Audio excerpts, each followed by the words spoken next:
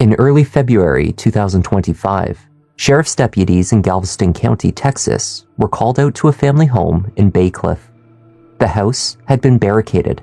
Its residents, a grandmother and her granddaughter, hadn't been heard from in days. There was no response from inside. Sheriff's office! A friend of the family, in desperation, began breaking windows to get inside. When he did, the man made a horrific discovery. What followed was the unraveling of a dark story. One of love, greed, hatred, and murder.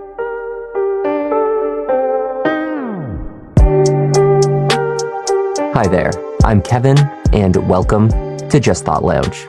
Today's case is the story of a tragic murder with a shocking motive. So many of the details are packed into a rapidly unfolding series of events.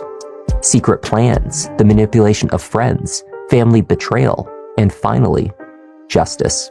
Let's take a look.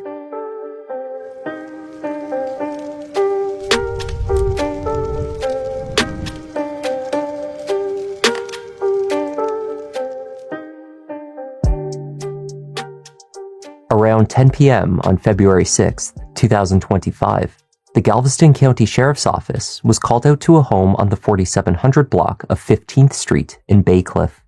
The house was owned by 61-year-old Tammy King, a recent widow who was raising her 17-year-old granddaughter, Tara.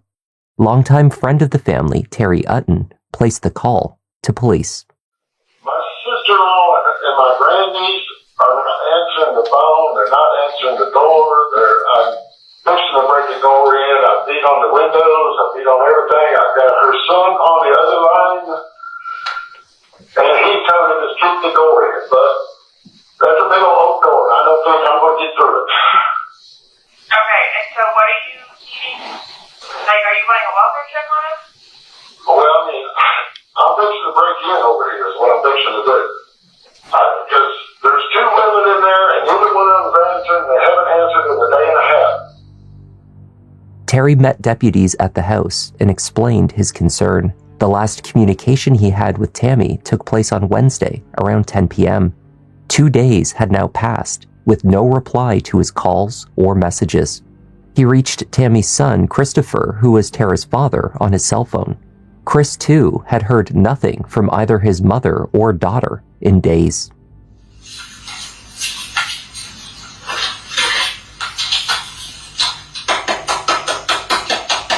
Sheriff's office! Based on the limited information available, deputies did not have the authority to force their way into the house. The windows did not provide a clear view inside, and every door was locked. Deputies may not have been legally authorized to push their way in, but that did not stop Terry. He managed to break the glass window on the back door to the property and unlock it. However, when he did so, he found that the tumble dryer from the back room had been pushed directly against the opening, along with other items, including a large mattress. Peering inside, it was clear that the area was in complete disarray. It was also proving impossible to open the door wide enough to enter. Oh my God.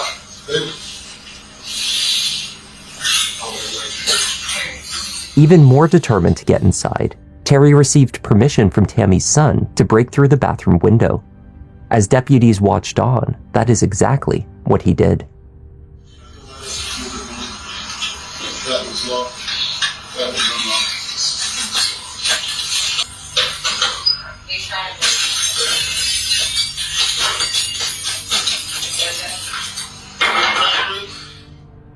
With the assistance of a nearby picnic table, Terry made his way through the window.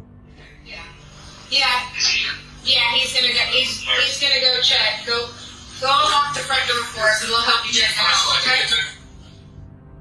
He was inside the house for less than a minute.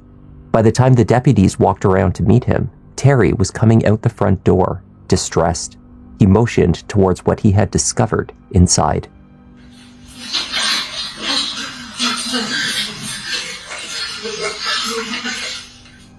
Tammy King was in her bedroom, lying on her back on the bed. Sheets and other blankets had been haphazardly piled upon her. Tammy had a fatal gunshot wound to the head and appeared to have been deceased for at least a day. Terry told deputies that upon seeing Tammy on her bed, he did not have the courage to look into Tara's bedroom for fear that he would find her in the same state. After clearing the house, it was determined that no one else was inside, alive or dead.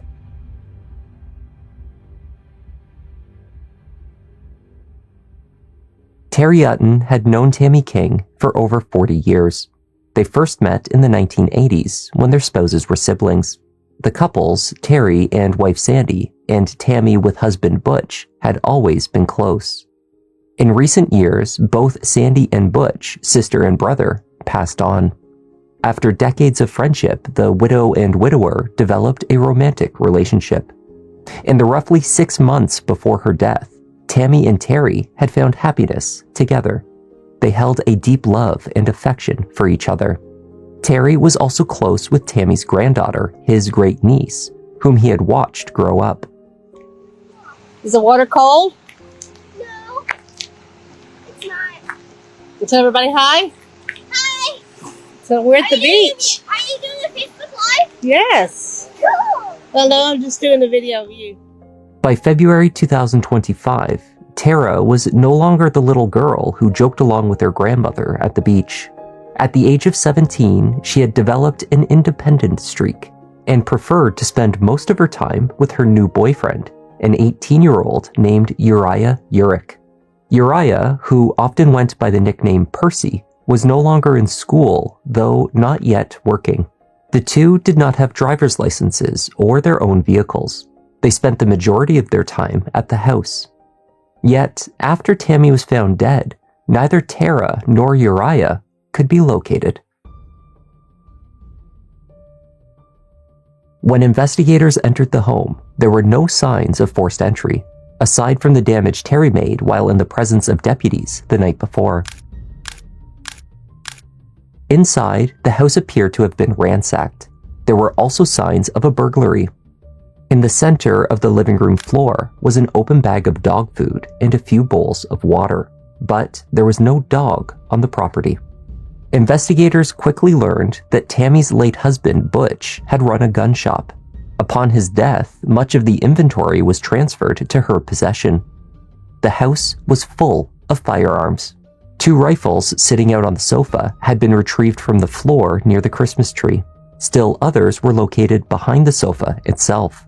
Guns and money were scattered in the living room.